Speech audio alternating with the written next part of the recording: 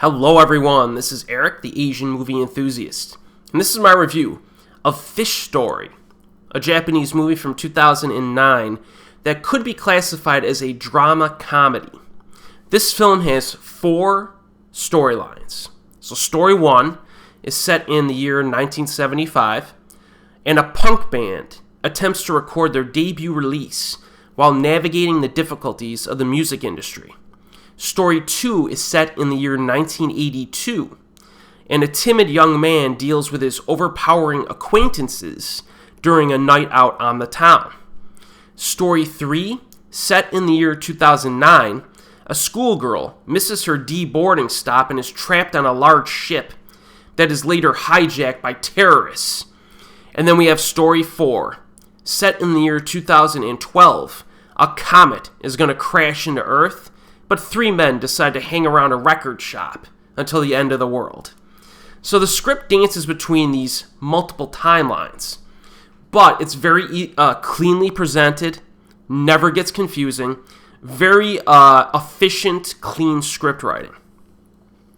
And one of the most impressive aspects of Fish Story is that the writing is interesting and pretty clever. So as one example, there's like a silent spot in one of this band's songs, and the characters in the film talk about its possible significance, but the specific way in which it has significance is not what you would expect. And there are multiple moments of significance in Fish Story that do not seem all that significant when you're watching it, but or on their surface, during the film. But then later on, you realize the importance of some of these events. And that cleverness is kind of the core of the entire movie. That's the movie's foundation. And any movie that kind of sets its foundation on script writing usually turns out pretty well. And that's the case with this film.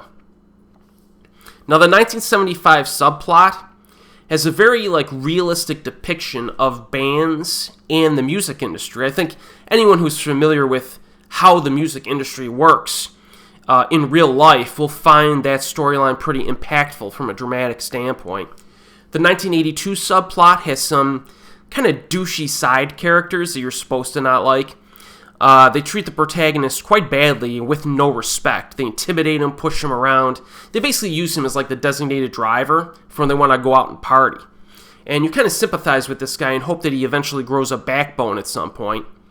And then the 2009 Subplot has a few slow patches in it, but it also has some legitimately surprising scenes that I did not expect. And then you have the 2012 Subplot, which is more, fantastical with this comet approaching Earth. And it actually begins with kind of a pretty funny discussion about the impending comet collision with Earth, which will occur in 5 hours, according to the film. And also, I just thought about this when I was watching this subplot.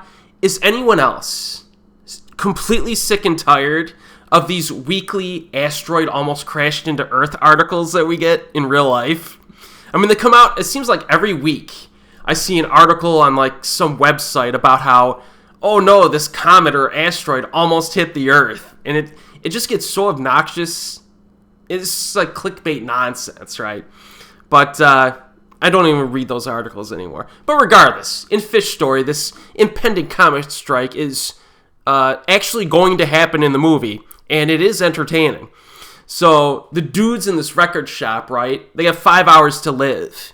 And it's pretty engaging stuff because there's an old dude who's really cynical and actually wants the world to end. He talks about all these stories about how the last few years, he stopped doing anything meaningful and just wants to die. And then you have the other 2 guys in the record store who are really hoping that the comet misses. And it's a pretty interesting character dynamic in that.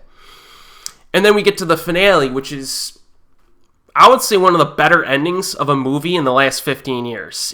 I'm not even exaggerating, it's that good. This is one of those movies that sticks its landing really, really well. The theme song of the movie is good. I don't mind that they replay it 4 or 5 times in the film. They replay it, I wouldn't say too much, but they definitely replay it. But the last time you hear it, it's the best scene in the movie. So I give them a pass. And you'll probably recognize a few of the actors here, although most of the names in this film are not really huge names in the industry, at least internationally recognizable, but a few of them you'll recognize, I think. Good director here, Yoshihiro Nakamura, who also directed The Booth, which is a Japanese horror film from back in the day, The Glory of Team Batista, Golden Slumber, The Snow White Murder Case, The Inerasable, and The Foreign Duck, The Native Duck, and God in a Coin Locker. How about that title? But this guy has a nice little filmography.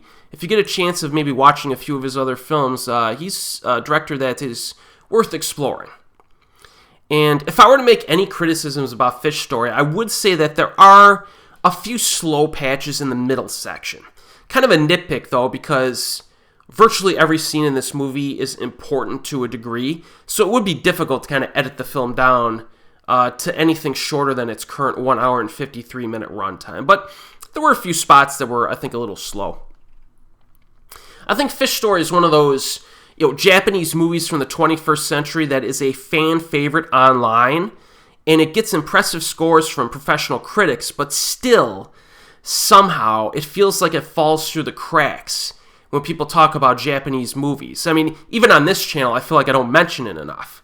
But in some sense, it is understandable, because there are so many great Japanese movies out there to watch and talk about. But still, I do think more people should watch this one. And if you're a fan of, character work and script writing and good storytelling, this is just a good quality flick that you'll want to check out. It's currently available on Region B Blu-ray from Third Window Films. And as always, I will see you next time.